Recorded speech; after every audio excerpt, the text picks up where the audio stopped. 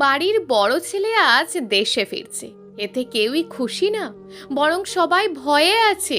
আবির বাসায় ঢোকার সাথে সাথেই ওকে দেখেই সবাই বসা থেকে উঠে দাঁড়িয়ে গেল। আবিরের বাবা আবিরের কাছে গেলে আবির ওর বাবাকে ইগনোর করে নিজের রুমে চলে গেল। বাবা বললেন, আমি জানতাম এমন কিছুই হবে। বাইরে থাকতেই যেভাবে আমাদের সাথে কথা বলতো, আর এখন তো স্বয়ং সামনাসামনি। মা বললেন, ছেলেটার সাথে এমন না করাই ভালো ছিল। কি দরকার ছিল ওকে দূরে পাঠিয়ে দেওয়ার? তো কি করার ছিল তখন? অনুর জন্য ও যে পরিমাণ পাগল ছিল, ওর জন্য মেয়েটা একটু শান্তি পেত না। এখানে আসলে তো সব সময় অনুর পিছন পিছন থাকতো, এতে দুজনেরই প্রবলেম হতো। না আমাদের ছেলে মানুষ হতে পারতো, আর না আমার ভাগ্নি না খেয়ে সারা দিন অনুদের বাসায় পড়ে থাকতো। কথাটা সত্যি, বাট এখন নিজের পাগল ছেলেকে কিভাবে সামলাবে? আমি না সামলাতে পারলে কি হবে? একজন আছে যে ওকে সামলাতে পারবে। কে? অনু। ওর তো মনে হয় অনুকেই মনে নেই। আর অনু ওকে কেন সামলাতে যাবে? অনু তো আবিরকে দু চোখেও দেখতে পারে না। কি করব কিছুই মাথায় আসছে না। আবিরের মা বাবার কথা বলার মধ্যেই ও রুম থেকে ভাঙাচোরার আওয়াজ আসতে শুরু করলো। তোমার ছেলের পাগলামো শুরু হয়ে গেছে, এবার কি করে সামলাও সেটাই দেখব। চলো দেখে আসি। আবিরের মা বাবা ওর রুমে গিয়ে দেখলেন একটা ফটো ফ্রেম ভেঙে পড়ে আছে। মা জিজ্ঞেস করলেন, কি হয়েছে আবির? তুমি এই ছবিটা কেন ভেঙেছো? তোমরা কোন সাহসে আমার রুমে অনুর ছবি লাগিয়েছো? ওকে আমি ঘৃণা করি। ওর ছবি তো দূর, ওর ছায়াও আমি দেখতে চাই না। নাও লিভ। বাবা বলল, আবির, আই সে লিভ। আবিরের মা বাবা চলে গেলেন আর আবিরকে সময়ের কাছে ছেড়ে দিলেন। আবির নিজেকে কিছুক্ষণ ঠান্ডা করে গিটার নিয়ে ব্যালকনিতে গিয়ে বসলো। অনু, ছোটবেলায় তুই আমাকে খুব বকা খাইছিস। তোর জন্য আমি আমার বাবা মা বন্ধু বান্ধব ছাড়া এতদিন দূরে দূরে থেকেছি। তোকে আমি ক্ষমা করব না অনু। কি দোষ ছিল আমার সেদিন? মিথ্যে কথা বলে কি মজা পেয়েছিলি জানি না, তবে তোর এই মিথ্যে আমার মনে কতটা আঘাত দিয়েছে সেটা শুধু আমিই জানি। তোর জন্য আমার বাবা পর্যন্ত আমার গায়ে হাত তুলেছিল। তোকে আমি ক্ষমা করব না কিছুতেই, কিছুতেই না। আবির একটা দীর্ঘশ্বাস ছেড়ে গিটারে সুর তুলল। আবির গিটার রেখে বাইরের দিকে তাকালো। আমি আমার মা বাবার সাথে এত রুড বিহেভ কেন করছি? ওনারা তো আর কোনো দোষ করেননি। বিদেশে পাঠিয়েছিলেন তো ভালোর জন্যই পাঠিয়েছিলেন। আমার মা বাবার সাথে এত রুড না হলেই ভালো হয়। শুধু শুধু ওনাদের মনে কষ্ট দিচ্ছি। আবির আরও কিছুক্ষণ ব্যালকনিতে থেকে রুমে গিয়ে শুয়ে পড়ল। অনুর মা অনুর রুমে এসে দেখলেন সে খাটে উপুড় হয়ে শুয়ে দুই পা উপরে তুলে কলম কামড়াচ্ছে আর খাতায় কি যেন লিখছে। অনু, কি করছিস? এভাবে কেউ লেখাপড়া করে নাকি? কি করব মা, physics biology chemistry higher math general math ITC এসব আমার মাথায় কিচ্ছু ঢুকছে না। একটা খবর পেয়েছিস? অনু ওর মায়ের দিকে ভুরু কুচকে তাকিয়ে বলল, কি খবর? আমি কোনো খবর পাইনি। কাল রাতে আবির দেশে ফিরেছে। So what? দেশে ফিরুক বা না ফিরুক তাতে আমার কি? আমার কিছু যায় আসে না। তুই এখনো ছেলেটার উপরে রেগে আছিস? ছেলেটা এত বছর বাদে দেশে ফিরেছে। দেখো মা, এখানে রাগারাগি করার কিছু নেই। আর তুমি ভুলেও ওই আবিরের নাম আমার সামনে উচ্চারণ করবে না। ওকে জাস্ট ঘৃণা করি আমি। দেখিস আবার এমন যাতে না হয় পরে তুই ওর প্রেমে পড়ে যাস। ছি, ওই গাইয়ার প্রেমে আমি পড়বো? কখনো না। পরের দিন অনু ওর ক্লাসমেটকে নিয়ে কথা বলতে বলতে ভার্সিটি যাচ্ছে। যা বাবা, আজ তো ঠোঁটে লিপস্টিকই দিইনি। এই রুমি দাঁড়া, আমি একটু লিপস্টিক লাগিয়ে নি। রাস্তায় লিপস্টিক লাগাবি? আর তার চাইতে বড় কথা, আয়না কোথায় পাবি? হ্যাঁ তাই তো। অনু চারপাশে একবার চোখ বোলালো, পেয়ে গেছে। অনু দৌড়ে একটা কালো কারের পাশে গিয়ে দাঁড়ালো। তাতে গ্লাসে অনুকে দেখা যাচ্ছে। অনু গ্লাসে নিজেকে দেখে দেখে লিপস্টিক লাগাতে লাগলো। আবির তখন ফোনে কথা বলছিল। একটা মেয়েকে ওর গ্লাসের দিকে তাকিয়ে থাকতে দেখে গ্লাসটা নিচে নামিয়ে নিল। অনু পুরো বেকুব বনে গেছে। অনু বলল, এই যে কারের গ্লাস নামালেন কেন? আমার কার, আমি যা খুশি তাই করব, তাতে আপনার কি? আচ্ছা ভাই, কে আপনি বলুন তো? মেয়েদের সম্মান করতে জানেন না নাকি? এখানে সম্মান কোথা থেকে এলো? আমি আপনার গ্লাস থেকে দেখে লিপস্টিক লাগাচ্ছিলাম, আপনি হুট করে গ্লাসটা নামিয়ে নিলেন। নিলেন তো নিলেন, ওই গ্লাসটা আবার লাগিয়ে দিলেন কেন? আমার কার, আমি যা ইচ্ছে তাই করব। সাজুগুজু করার আর কোনো জায়গা নেই নাকি? আসছে কারের গ্লাস থেকে লিপস্টিক লাগাবে। বাসায় কি আয়না নেই? আপনি কিন্তু আমাকে অপমান করছেন। আমাকে অপমান করার আপনার কোনো অধিকার নেই। এই মেয়ে, তুমি কি পাগলাগারদ থেকে পালিয়ে আসা সেই পাগল যাকে 14 দিন ধরে খোঁজা হচ্ছে? আপনি পাগল, আপনার 14 গুষ্টি পাগল। আবির অনুর দিকে একবার রাগী দৃষ্টিতে তাকিয়ে কার নিয়ে চলে গেল। অনু পাশে একটা 7 আপের বোতল পড়ে আছে, অনু সেটা তুলে আবিরের কারে মারল। অসভ্য কোথাকার। রুমি এসে এলো অনুর দিকে। কি রে, কি হয়েছে? আর বলিস না, আমাকে অপমান করেছে। তোকে বলেছিলাম লিপস্টিক দেওয়ার দরকার নেই। যাই হোক, ছেলেটা কিন্তু সেই লেভেলের কিউট আর হ্যান্ডসাম।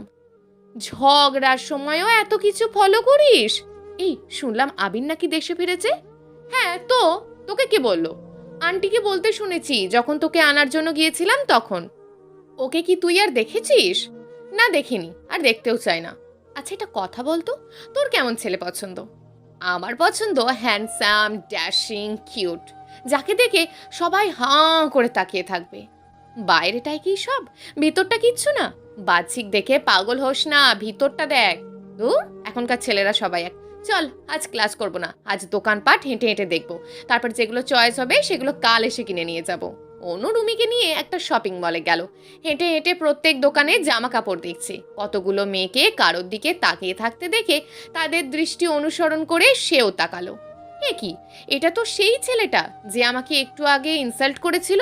রুমি ও আবিরের দিকে একটু হালকা করে তাকিয়ে হেসে অনুকে বলল, তুই যেমন হ্যান্ডসাম, ড্যাশিং, স্মার্ট বয় চাস, এই ছেলেটা কিন্তু সেরকমই। অনেক হ্যান্ডসাম। আচ্ছা, আবির এখন কেমন দেখতে হয়েছে? কিরকম আবার হবে, যেমন খ্যাত তেমনই আছে। চল, আরেকটা দোকানে যাই। অনু আর একটু সামনে এগোতেই পিছন থেকে আবির ওকে ডাক দিল। অনু একবার পিছনে ফিরে আবিরের দিকে তাকিয়ে চুল নাড়িয়ে চলে গেল। রুমি বলল, অনু, ওই ছেলেটা তোকে ডাকলো, তুই শুনলি না কেন? ধুর, চেনা নাই জানা নাই, কি দরকার তার সাথে কথা বলার। আর আমি জানি নিশ্চয়ই অপমান করার জন্য ডেকেছিল। ভালো হয়েছে, চলে আসছি। আচ্ছা, আমি যে তোর কাছে আমার ডায়েরিটা দিয়েছিলাম, ডায়েরিটা দে। অনু হাতের দিকে তাকিয়ে দেখলো ওর হাতে শুধু বায়োলজি বই আর একটা খাতা পড়ে আছে, ডায়েরির চিহ্নও নেই। কি রে, দে। আসলে ডায়েরিটা আমার কাছে নেই তো। কি করেছিস আমার ডায়েরির? হারিয়ে ফেলেছি মনে হয়। হারিয়ে ফেলেছিস মানে? তুই জানিস ডায়েরির ভিতরে কত টাকা ছিল? কত ছিল? 1 টাকা না, 2 টাকা না, 5 টাকা ছিল। ও মাই গড, তাহলে তো আমি তোর কোটি টাকা হারিয়ে ফেলেছি। যত সব, চল দেখি আশেপাশে আছে হয়তো। অনু আর রমি এদিক এদিক তাকাতে তাকাতে আবার শপিং মলে গেল। আমার কি মনে হয় জানিস, তখন যে তোকে ছেলেটা দাগ দিয়েছিল সেটা মেবি ডায়েরির জন্যই ডেকেছিল, হয়তো সেখানেই পড়েছিল। অনু আর রুমি বড় বড় কদম ফেলে এগিয়ে গিয়ে দেখলো ডায়েরিটা ঠিক সেখানেই আছে। অনু বলল, ডায়েরি তো পেয়ে গেছি, এবার চল বাসায় ফিরে যাই। অনু বাসায় ঢুকে দেখলো দুটি ছেলে সোফায় বসে আছে। অনু তাদের দেখে এক মুহূর্তে নিস্তব্ধ হয়ে গেল, পরে গিয়ে জড়িয়ে ধরলো। ভাইয়া, তোমরা কখন এলে? আদিল বলল, একটু আগেই এসেছি। তোমরা আজ ফিরছো বললে না যে? আদনান বলল, সারপ্রাইজ। হঠাৎ কেন ফিরলে, কারণটা কি? আবির আসলো আর আমরা আসবো না, তা কি করে হয়? অনু মন খারাপ করে চলে গেল। সে ভেবেছিল তার ভাইরা তাকে সারপ্রাইজ দেওয়ার জন্য এসছে। অনু রুমে গিয়ে দেখলো ছোঁয়া ওর খাটে বসে চিপস খাচ্ছে। কি রে, তোর না পেটে ব্যথা, তাহলে চিপস খাচ্ছিস যে? পেটে ব্যথা কমে গেছে। বাই দ্য ওয়ে, তুই এত তাড়াতাড়ি চলে এলি যে? ক্লাস করিনি।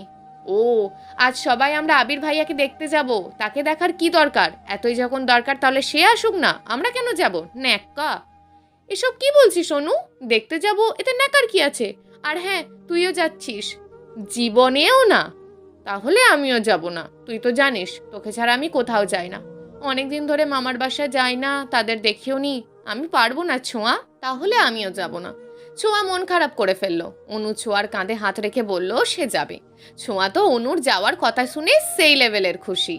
আবিরদের বাড়িতে এসে অনুর মনে শুধু ধুকপুক ধুকপুক করছে।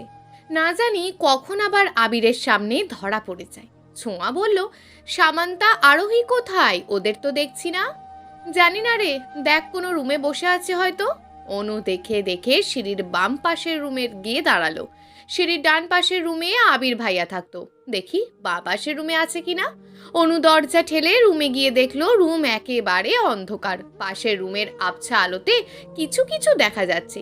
এই দিনের বেলা রুমটাকে কে এত অন্ধকার করে রেখেছে? অনু টেবিলের কাছে গিয়ে দেখলো 2 সেট বই, এক সেটে আরোহীর নাম লেখা আর এক সেটে সামান্তার। তাহলে তো এই রুমে আরোহী আর সামান্তা থাকে। অনু আস্তে আস্তে খাটের দিকে এগিয়ে গিয়ে দেখলো কে যেন কম্বল মুড়ি দিয়ে ঘুমিয়ে আছে।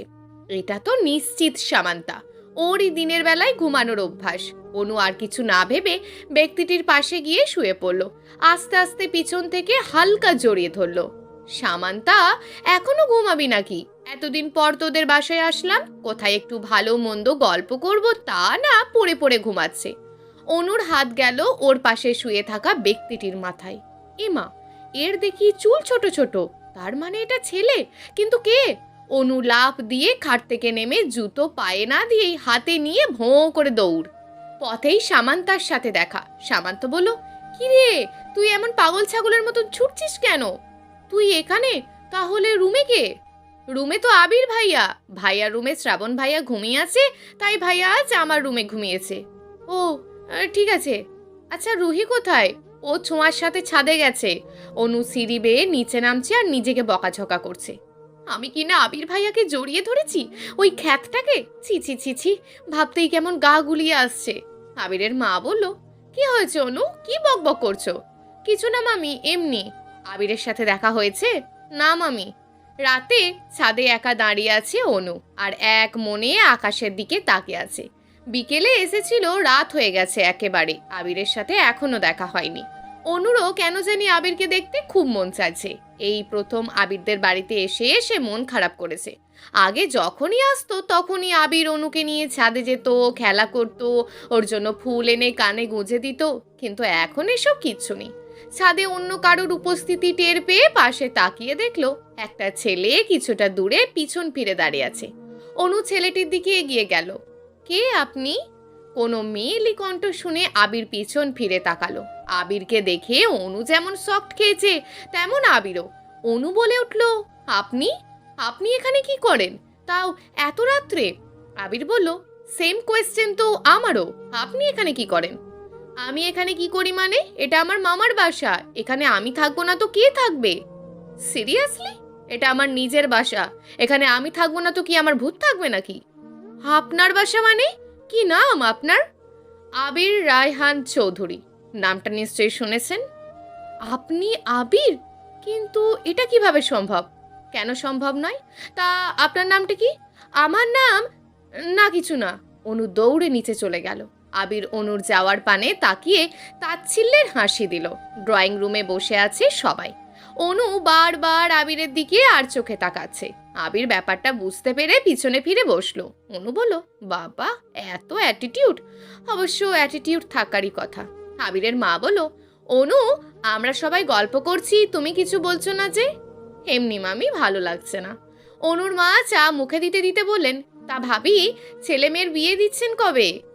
আবির যদি হ্যাঁ বলে দেয় তাহলে তো খুব শীঘ্রই। আবির যখন বাহিরে ছিল তখন ওর জন্য একের পর এক মেয়ে আমি দেখতাম, আর সবগুলো মেয়েরই ফটো কালেক্ট করে রেখে দিয়েছি। দাঁড়াও, আমি নিয়ে আসছি। আবিরের মা হাতে করে কতগুলো ফটো এনে সেগুলো সেন্টারে টেবিলে রাখলেন। ভাবি, দেখেন তো মেয়েগুলো কেমন। অনু, ছোঁয়া, তোমরাও দেখো। অনু শুধু আবিরের দিকে তাকাচ্ছে। ওর যেন বিশ্বাসই হচ্ছে না এটা আবির। আবির কিছু বলছে না, আরও মুচকি হেসে ফোন টিপছে। হয়তো আবিরও বিয়েতে রাজি তাই। অনু মন খারাপ করে ছবিগুলো হাতে নিল।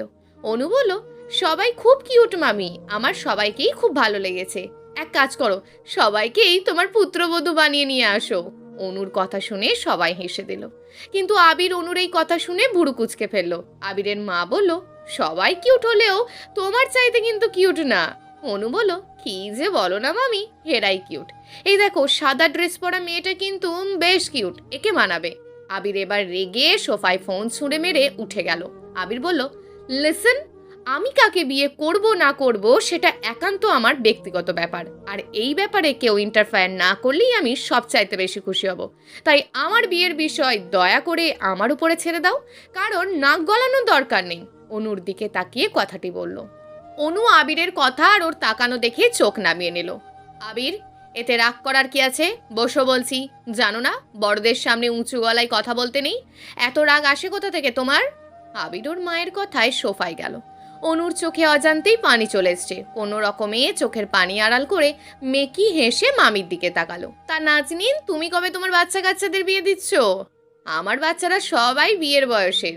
ছোঁয়া আর অনু তো যমজ বোন, আর আদিল আর আদনান ওরাও যমজ। ওদের ম্যাচুরিটি হলেও কিন্তু অনু আর ছোঁয়ার চাইতে ম্যাচুরিটি কম। তাই আমি চাইছিলাম অনুর বিয়েটা আগে দিতে। অনু বলো, এসব কি বলছো তুমি মা?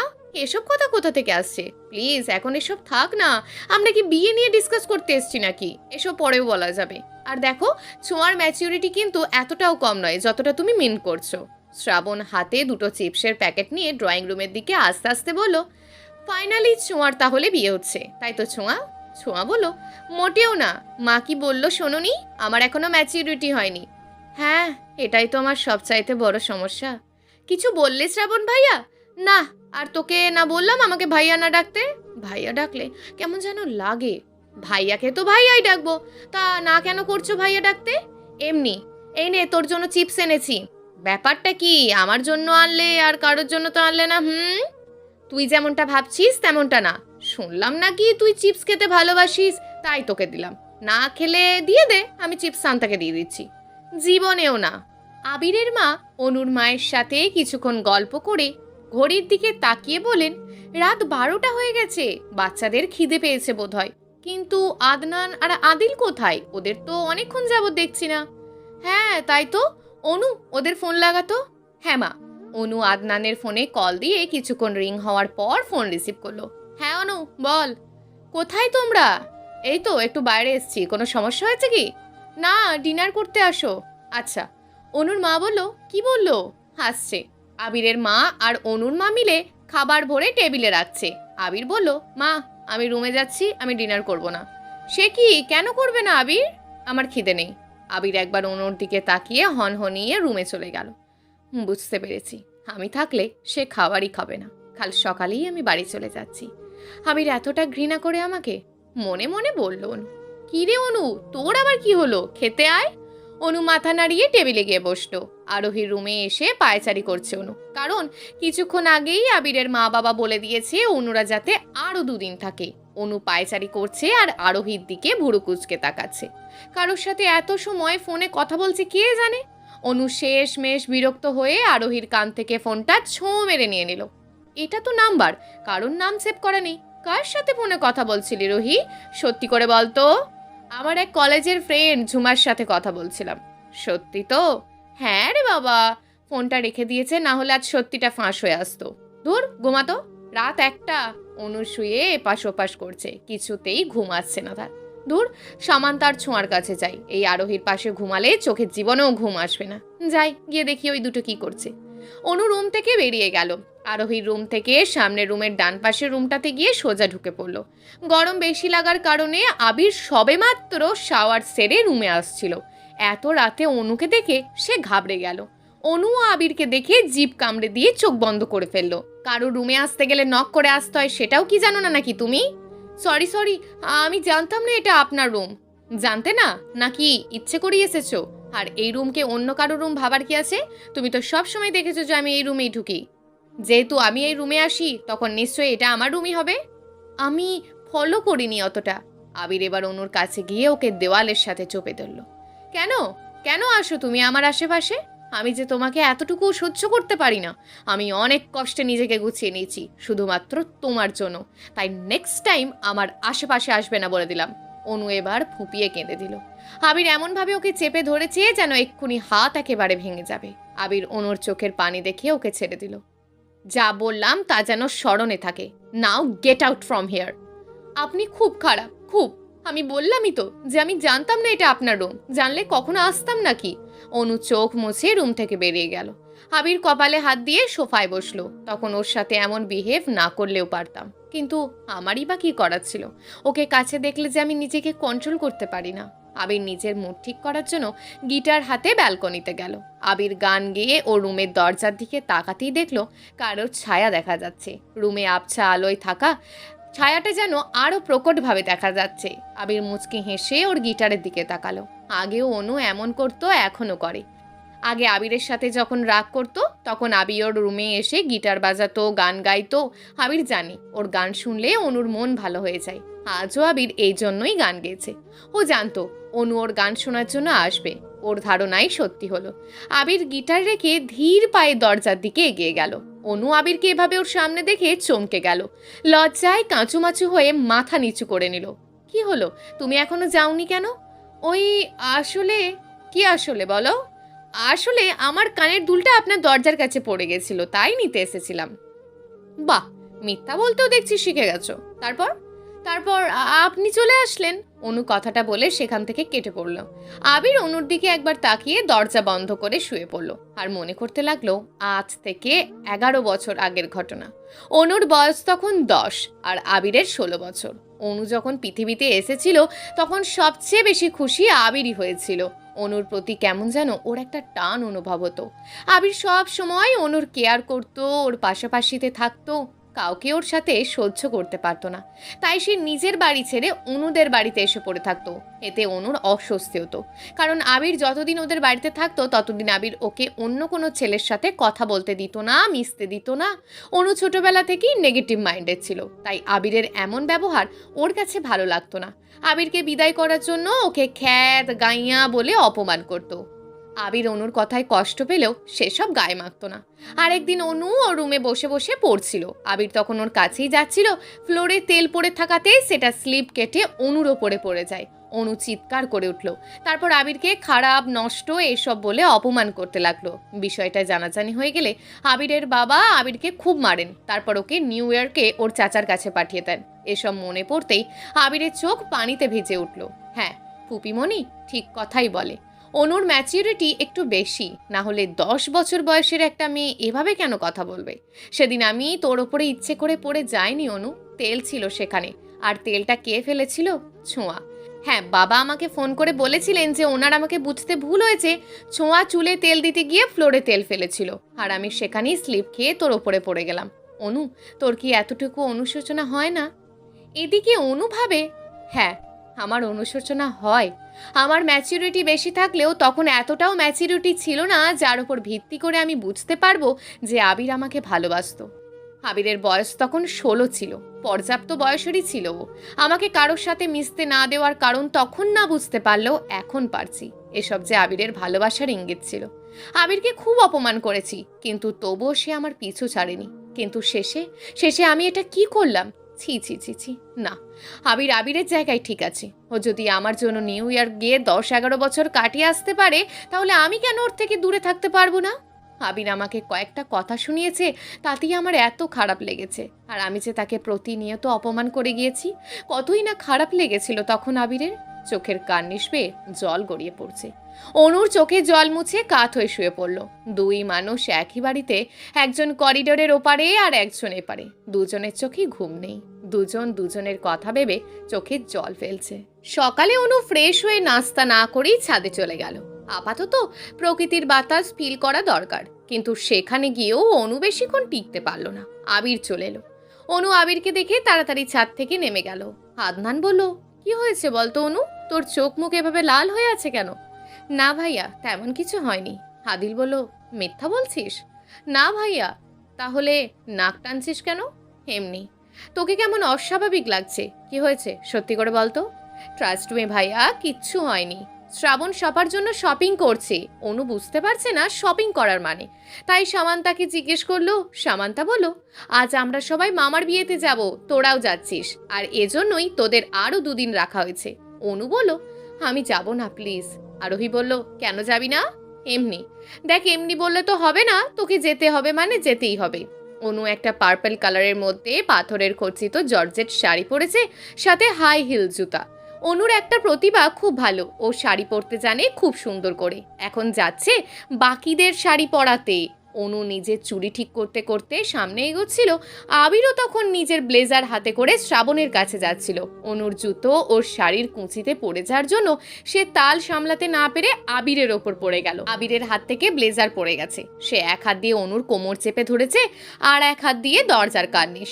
অনু এক চোখ বন্ধ করে আর এক চোখ খুলে আবিরের দিকে তাকালো। আবিরকে ওর দিকে ভুরু কুচকে তাকিয়ে থাকতে দেখে সে চট করে আবিরের থেকে দূরে সরে এলো। আই এম এক্সট্রিমলি সরি, আসলে আমি লক্ষ্য করিনি। হ্যাঁ, যখন তুমি আমার উপরে পড়বে তখন কিচ্ছু না, আমি পড়লেই তো নষ্ট খারাপ হয়ে যায়। অনু আবিরের খোঁচা দেওয়া কথা শুনে মাথা নিচু করে ফেলল। আবিরও ব্লেজারটা তুলে সেখান থেকে চলে গেল। আমার সাথে কেন এমন হয়? যত চাইছি আবিরের সামনে পড়বো না, তত যেন আরও বেশি ওর সামনে পড়ছি। ধ্যাত, ছোঁয়ার সিঁড়ির রেলিং ধরে দাঁড়িয়ে আছে। শ্রাবণ ছোঁয়াকে দেখে সিটি বাজাতে বাজাতে ওর সামনে গিয়ে দাঁড়ালো। বাহ, কি সুন্দর লাগছে গো আজকে তোমারে, তুমি আমার মনটা কায়রা নিলে। ধুর, এসব কি বলে? সত্যি তোকে খুব সুন্দর লাগছে, এক কথায় অসাধারণ। তোমাকেও এই পাঞ্জাবিতে খুব স্যুট করছে, এক কথায় বিউটিফুল। যাক, অবশেষে ছোঁয়া আমার দিকে একটু নজর দিল। সামান্তা শাড়ি পরে ফোনে কথা বলছিল। আদনান তখন ওর রুম থেকে পাঞ্জাবির হাতা ফোল্ড করতে করতে বেরোচ্ছিল। সামান্তাকে দেখে এই মুহূর্তে যেন ও একটা ভ্রমে চলে গেছে। সামান্তা আদনানকে ওর দিকে তাকিয়ে থাকতে দেখে ফোন কেটে ওর দিকে এগিয়ে এলো। কি হয়েছে বলো তো তোমার? নাথিং। সামু, তোকে খুব সুন্দর লাগছে। জানি আমি, তবে তুমি কি জানো তোমাকে আমার চাইতেও আরো কত গুণ বেশি সুন্দর লাগছে? সামান্তা কথাটা বলে মুচকি হেসে চলে গেল। আদিল রুমে আয়নার সামনে দাঁড়িয়ে পারফিউম দিচ্ছে, আর আরোহী দরজায় হেলান দিয়ে দাঁড়িয়ে আছে। এত সময় ধরে দাঁড়িয়ে আছিস কেন? আমি দেখতে চাই আদিল খানকে আমার পছন্দ করা পাঞ্জাবিতে দেখতে কেমন লাগে। আদিল পারফিউম ড্রেসিং টেবিলে রেখে মুচকি হেসে আরোহীর দিকে তাকিয়ে এলো। ইউ নো হোয়াট, আমাকে সব কিছুতেই শ্যুট করে। জানি আমি। তা কেমন লাগছে? খুব সুন্দর। গাড়ি ঠিক করা হয়েছে দুটো, একটাতে বড়রা আর একটাতে ছোটরা। অনু গাড়িতে উঠে দেখলো সিট ফুল, ওর বসার জায়গা নেই। অনু বলল, এ কি, আমি কোথায় বসবো? ফ্রন্ট সিটে। অনুর সামনে তাকিয়ে দেখলো আবির ড্রাইভিং সিটে বসে আছে। ইম্পসিবল, আমি ফ্রন্ট সিটে বসে যেতে পারবো না। প্লিজ শামু, তুই যা। পারবো না। শামু, রুহি বেশি ন্যাকা ভালো লাগে না। ওর যাওয়ার হলে যেন তাড়াতাড়ি সিটে বসে, না হলে যেন চলে যায়। আমি টাইম লস করতে পারবো না। অনু আবিরের কথা শুনে রেগে গাড়ির দরজা খুলে ধপ করে ফ্রন্ট সিটে বসে পড়ল। আবির অনুর দিকে তাকিয়ে ওর অজান্তেই মুচকি হাসলো। আবিরের হাসি দেখে বাকিরাও সবাই হেসে দিল। সবাইকে হাসতে দেখে আবির ওদের দিকে রাগী দৃষ্টিতে তাকিয়ে গাড়ি স্টার্ট দিল। আবির ড্রাইভিং করছে আর অনুর দিকে আর চোখে তাকাচ্ছে। অনু একবারের জন্য আবিরের দিকে তাকায়নি, গাড়ির জানালা দিয়ে বাইরের দিকে তাকিয়ে আছে। অনু গাড়ি থেকে নামতে যাবে, হঠাৎ আবিরকে ওর খুব কাছ থেকে দেখে সে ভীষণ ঘাবড়ে গেল। আবির অনুর দিকে এগিয়ে যাচ্ছে। অনু আবিরের দিকে একবার তাকিয়ে চোখ বন্ধ করে নিল। এই মুহূর্তে অনু একেবারে ফ্রিজড হয়ে গেছে, নড়াচড়ার শক্তিও পাচ্ছে না। অনেকক্ষণ হয়ে গেছে অনু চোখ খুলে দেখলো আবির বোতল নিয়ে পানি খাচ্ছে। অনুর কাছে এবার স্পষ্ট হলো আবির পানির বোতল নেওয়ার জন্যই অনুর দিকে এগিয়ে এসেছিল, কারণ বোতলটা অনুর পাশের একটা মিনি ব্যাগে রাখা ছিল। অনু বিরক্ত হয়ে গাড়ি থেকে নেমে একাই বকবক করছে। বাকিরা সবাই আগে চলে গেছে। এখান থেকে তাদের মামার বাড়িতে হেঁটে হেঁটে যেতে হবে। আবিরও গাড়ি থেকে নামছে না। অনু আবিরের দিকে বিরক্ত দৃষ্টিতে তাকিয়ে নিজেই সামনে এগিয়ে যেতে লাগলো। মাটির রাস্তা, তার মধ্যে আবার উঁচু নিচু। অনুর পায়ে হিল জুতা থাকার কারণে সে বারবার মোচড় খাচ্ছে, এতে পাও ব্যথা করছে। দূর, শামু, রুহি, ছোঁয়া ওরা কোথায় আমাকে ফেলে রেখে চলে গেল? কেন যে তখন ঘুমাতে গেছিলাম, যদি না ঘুমাতাম তাহলে হয়তো এত বড় বিপদে পড়তো না। তখন কি করব আমি? অনু এবার জুতো হাতে নিয়ে নিল। বর্ষাকাল হওয়াতে রাস্তার চারিপাশে খাল বিল সব পানিতে টুইটম্বুর। অনু চারিদিকে দেখছে আর হাঁটছে। পিছনে তাকিয়ে দেখলো আবির ওর থেকে কিছুটা দূরে গিয়ে আসছে। অনুর দৃষ্টির সামনে পড়তেই দেখলো পানার উপরে একটা হলদেটে সাপ গোল হয়ে বসে আছে। অনু এটা দেখে ভয়ে চোখ বন্ধ করে নিল। এই প্রথম এত কাছ থেকে সে সাপ দেখছে। অনুর সামনে একবার পিছনে একবার তাকিয়ে আবিরের কাছে দৌড়ে চলে গেল। কি হয়েছে? তুমি আবার ইউটার্ন মারলে যে? আসলে সামনে একটা সাপ আছে, আমি ভীষণ ভয় পাই সাপকে। আবির আর একটু এগিয়ে দেখলো এখানে সত্যিই সাপ আছে, ঢোঁড়া সাপ। আবির সাপের দিকে একবার, অনুর দিকে একবার তাকিয়ে সাপকে পেরিয়ে সামনে চলে গেল। আবির জানে এই সাপ কামড় দেয় না, আর দিলেও ক্ষতি হয় না। অনু আবিরকে সামনে এগিয়ে যেতে দেখে কেঁদে দিল। সে কি করে যাবে যদি কামড় বসিয়ে দেয়? অনু মনকে শক্ত করে নিল। মরে গেলে মরে যাবে, তারপরও আবিরকে দেখিয়ে দেবে যে সে ভয় পায় না। অনু সাপকে ক্রস করে গেল। আবিরও একবার পিছনে তাকিয়ে পকেটে 2 হাত গুজে অ্যাটিটিউড নিয়ে হাঁটতে লাগলো। অ্যাটিটিউড দেখানোর আর জায়গা পায় না। নিজেকে কি মনে করে? আবির অনুর খোঁচা দেওয়া কথা শুনে ওর দিকে বুড়ো কুচকে তাকালো। তুমি আমাকে কি বলছো? আমি কাউকে কিছু বলিনি। অনু বিয়ে বাড়ির সামনে এসে জুতো পায়ে দিল। পা এখনো ব্যথা করছে। অনুকে দেখে সামান্তার ওর দিকে এগিয়ে এলো। কিরে অনু, এত সময় লাগছে কেন তোর? তুই বলছিস এই কথা? যখন ফেলে চলে এসেছিলি তখন কই ছিল তোর এই কথা? সরি রে, তুই তখন ঘুমিয়ে পড়েছিলি, তাই তোকে ডাক দিইনি। তোর তো আবার ঘুম না হলে মাথা ব্যথা করে। তোর কি মনে হচ্ছিল আজ আমি গাড়িতেই ঘুমিয়ে সারাদিন কাটিয়ে দিই? না, তেমনটা না, অ্যাকচুয়ালি বাই দ্য ওয়ে ভাইয়া কোথায়? তোর ভাইয়ের খবর কি আমি রাখি নাকি? গিয়ে দেখ পারলে কোথায় আছে। এত রাগ! আবির সোফায় বসে আছে আর অনু চেয়ারে। হুট করে একটা মেয়ে এসে আবিরের পাশে বসে পড়ল। আবির তার দিকে একবার তাকিয়ে হেসে দিল। আরোহীর মেয়েটাকে দেখে ভীষণ রাগ লাগছে। আরও রাগ লাগছে আবিরকে ওর দিকে তাকিয়ে হাসতে দেখে। মেয়েটি আবিরের কানে কানে বলল, কি ব্যাপার? আবির, আগে তো আমাকে দেখে প্রচণ্ড বিরক্ত হতে, আজ এই প্রথম আমার দিকে তাকিয়ে হাসলে তুমি? নিজেকেই নিজের কাছে খুব আনন্দিত লাগছে। আবিরও মেয়েটির দিকে তাকিয়ে মুচকি হাসলো। মেয়েটি এবার আবিরের দিকে ভালো করে তাকিয়ে বলল, ওয়াও আবির, তুমি তো দেখছি আগের চাইতে আরো বেশি হ্যান্ডসাম হয়ে গেছো। সামান্তা বলল, হ্যাঁ, আমার ভাই হ্যান্ডসাম ড্যাশিং হয়ে গেছে। আরোহী বলল, এক্স্যাক্টলি, সত্যি নীলা আপু, তুমি পারো বটে। নীলা বলল, এই তোদের এত সমস্যা কেন? কারণ আমরা অনুর ভাগ কাউকে দিতে চাইছি না। আবির সামান্তার কথা শুনে ওর দিকে রাগী দৃষ্টিতে তাকালো। আবিরের তাকানো দেখে সামান্তা একটা ঢোক গিলে নিজেকেই নিজে গালিগালাজ করতে লাগলো। সামান্তা বলল, ধুর ধুর, কথার তালে তালে মুখ ফসকে কি বলে ফেলেছি। এখন নীলা আপু যদি তিল থেকে তাল বানিয়ে দেয়? অবশ্যই বানাবে, এটা তো তার অভ্যাস। নীলা বলল, এক মিনিট, অনু মানে কি বলছিলিস শ্যামু? কিছু না, তোমাকে সব কিছুতে বলতে হবে নাকি? সব বিষয়ে নাক গলাও কেন? আবির অনুর দিকে আর চোখে তাকিয়ে দেখলো সে নীলা আর তার দিকে ভুরু কুচকে তাকিয়ে আছে। আবির অনুকে জ্বালানোর জন্য নীলার সাথে কথা বলতে থাকলো। নীলা, তুমি কিন্তু আগের চেয়ে অনেক কিউট হয়ে গেছো। কথাটা শুনে অনুর কুচকানো ভুরু আরও কুচকে গেল।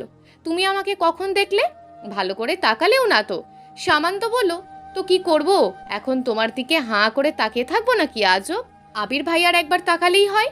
আরোহী বলল, আর তুমি কিন্তু এতটাও সুন্দর না যতটা তুমি মনে করো। নীলা বলল, আমি সুন্দর তা কখন বললাম?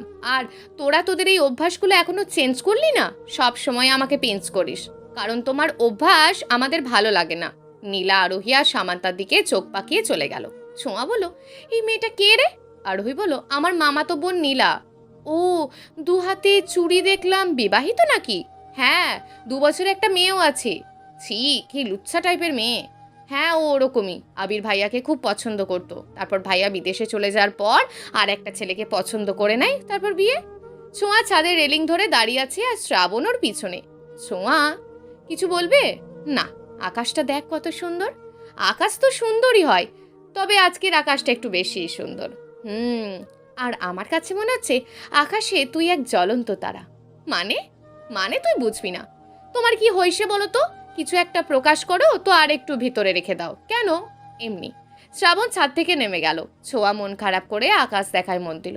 সামান্তা চেয়ারে পা দুলিয়ে বসে আছে আর আদনান ওর পাশে বসে গান গাইছে। ও মা, তাই? তা কিসের এত অভিমান তোমার আমার উপরে? আদনান বলল, তোর উপরে আবার কিসের অভিমান? অভিমান তো একজনের ওপরই আছে, তাকে নিয়েই গানটা গাইলাম। সামান্তা কথাটা শুনে মন খারাপ করে ফেললো। আরোহী আদিলকে একটা গোলাপ দিয়ে বাড়ি দিচ্ছিল আর তখনই আদিল গান গেয়ে বসলো। আরোহী বলল, প্লিজ আদিল, এই গানটা তুমি আমার সামনে গাইবে না। গান তো গানই। আচ্ছা, একটা কথা বলতো, বুকে শুধু চিনচিন করে কেন? আই মিন, আমেরিকা লন্ডন করে না কেন? আরোহী আদিলের কথা শুনে ফিক করে হেসে দিল। অনু উঠানে হেঁটে হেঁটে চারিদিকে দেখছে। পাশে কারোর উপস্থিতি টের পেয়ে পাশে তাকালো। অপরিচিত একটা ছেলে। হাই, আমি বিহান, আর আপনি? অনিতা রহমান অনু। I see. তা আদিল খান আর আদনান খান কি আপনার কেউ হয়? কেন বলুন তো? না মানে আপনার চেহারার সাথে তাদের চেহারার অনেকটা মিল আছে তো তাই। হ্যাঁ, আমি ওদের আপন বোন। আচ্ছা, একটা কথা বুঝতে পারছি না, তারা নিজেদের নামের সাথে খান টাইটেল লাগায়, বাট আপনি যে রহমান লাগান। রহমান আমার বাবার নাম, আমি আমার বাবার নাম আমার সাথেই লাগাই। খুব ভালো। আপনার আর কোনো বোন নেই? কেন? এমনি। আছে, আমার যমজ বোন। ওয়াও, শুনলাম আদি আর আদনানও নাকি টুইন্স, আর আপনারাও টুইন্স। Just imagine. আবির অনুকে আর একটা অপরিচিত ছেলের সাথে কথা বলতে দেখে রেগে গিয়ে পাশে থাকা একটা চেয়ারকে কিক দিয়ে সেখান থেকে চলে গেল। অনু ইচ্ছে করি ছেলেটার সাথে কথা বলছিল, আবিরকে রাখতে দেখে সেও বাঁকা হাসলো। আচ্ছা বন্ধুরা, আপনাদের কি মনে হয় আবির আর অনুর এই খুনসুটি ঝগড়া থেকে ভালোবাসায় কি পরিণত হবে? তারা কি একে অপরের কাছে আসতে পারবে? পরবর্তী ঘটনা জানতে আমাদের চ্যানেলটিকে সাবস্ক্রাইব করে পরবর্তী পর্বটিতে চোখ রাখুন। ধন্যবাদ।